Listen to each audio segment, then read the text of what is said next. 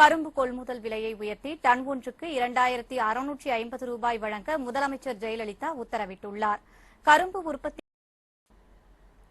மதுரை மாவட்டம் திருமங்கலம் அருகே உள்ள கப்பலூரில் செயல்பட்டு வரும் பெட்ரோலிய நிறுவனத்தில் திடீரென தீப்பிடித்து பரபரப்பு ஏற்பட்டது. பின்னர் அது விழிப்புணர்வுக்கான ஒத்திகை. மதுரை காமராஜர் பல்கலைக்கழக ஆய்வு மாணவர்கள் மற்றும் SC/ST மாணவர்களின் கல்வி உதவித்தொகையை தான் நிறுத்தி வைக்கவில்லை என மதுரை காமராஜர் பல்கலைக்கழக துணைவேந்தர் கல்யாணி மதிவாணன் மறுத்துள்ளார். வீடு ஒதுக்கிய விவகாரத்தில் தற்போதைய மத்திய உள்துறை அமைச்சர் சுஷில்குமார் ஷிண்டே உட்பட 4 முன்னாள் முதலமைச்சர்களுக்கு முக்கிய பங்கு இருப்பது அம்பலமாகியுள்ளது.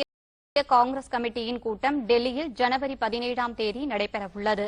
காங்கிரஸ் தலைவர் சோனியா காந்தி தலைமையில் நடைபெறவுள்ள இக்கூட்டத்தில் காங்கிரஸ் கட்சியின் பிரதமர் வேட்பாளர் யார் என்பது குறித்து முடிவெடுக்கப்படும் என்று கூறப்படுகிறது. அரசியல்வாதிகளின் பதவிகளை பறிப்பதற்கான சட்ட ஆலோசனைகளை வழங்குமாறு சட்டக்குழுவிடம் உச்சநீதிமன்றம் கேட்டுக் கொண்டுள்ளது.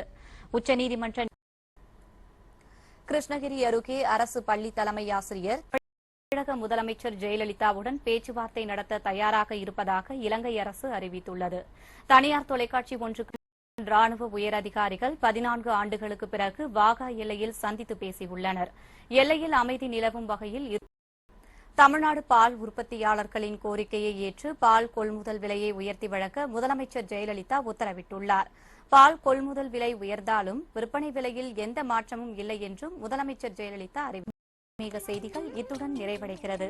மீண்டும் நாளை காலை 6:30 மணிக்கு ஆன்மீக செய்திகளில் சந்திப்போம்.